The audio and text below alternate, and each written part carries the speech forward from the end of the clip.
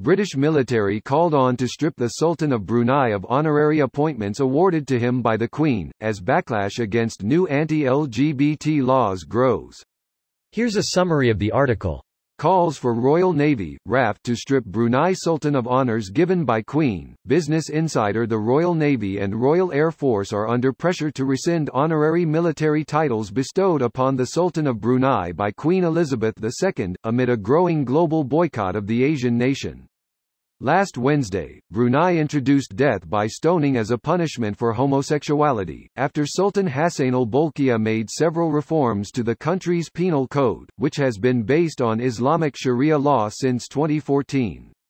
On Friday, Stephen Evans, CEO of the UK's National Secular Society, called for both the British Royal Air Force and Royal Navy to strip the Sultan of honorary titles bestowed upon him.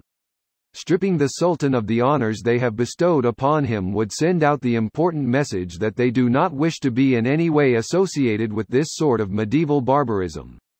The Sultan was made an honorary admiral in the Royal Navy in 2001, after he passed out from a summer enlistment at the Britannia Royal Naval College, Dartmouth. The decision to award the Sultan with the honours was not made by the Queen herself, Buckingham Palace told Business Insider.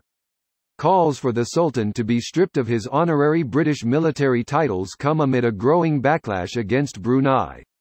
This post received a score of 35,405, with an upvote ratio of 90%. Here are the top comments in response to this article. Why aren't we doing this about Saudi Arabia? They've been stoning innocent people to death for decades. Oil, and KSA isn't a Commonwealth member. But mostly oil. Yeah, Europe, and by extension, the UK is too reliant on Saudi oil. On the bright side, the Saudis are going to be in an interesting position when these nations become less reliant on oil in general. Saudi oil and Russian natural gas, between Skylla and Charybdis. We have a saying in Germany that goes, having the choice between cholera and the plague. Fits this pretty well. Edit. A discussion below got me interested in the origin of this saying. My findings were kinda disappointing, sadly.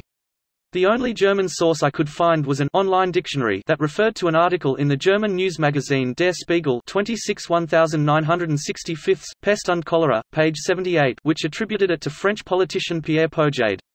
Edit 2, added name of magazine. Exact same saying in Poland, except it's the other way around. I wonder who got the saying from whom. Dutch as well, in the German order that is. Norwegian as well, the phrase is Valg mellom pest og cholera. In the US, and I guess most of the UK, we have a similar saying. Choosing the or figuring out which or whom is the lesser of the two evils. I'm going to use yours though, I'm tired of using ours. Recently it's been a way of life. Neutral face. Or sometimes very colloquially, you're stuck between a rock and a hard place. Maybe Brunei has faced some economic difficulties due to decreasing oil production. Crude oil production in Brunei, monthly 2002 to 2018, declined about twice. Governments often take such popular political actions to hide economic gaps from their citizens. Greater than governments often take such popular political actions to hide economic gaps from their citizens. So you are saying it's not the royalty or government that is the problem, it's the shitheads who live in the country. Shithead here. We can't speak up. Else we get thrown in jail. Our families intimidated. Our assets seized. It's a bit of both actually. When times were good, Bruneians had the highest per capita salaries. Now times are bad, people still are thankful to the royal family for the standard of living we enjoyed and to some extent still enjoy. Free education, free healthcare, subsidized fuel. It's as if we were fed heroin and we can't shake this addiction. But now the youth especially are unemployed and unable to find jobs. So hence he imposes strict laws to keep us fearful.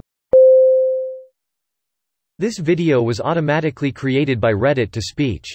The article and comments in this video were selected from Reddit according to their upvotes, and any paraphrasing was performed by smmry.com, without any human intervention.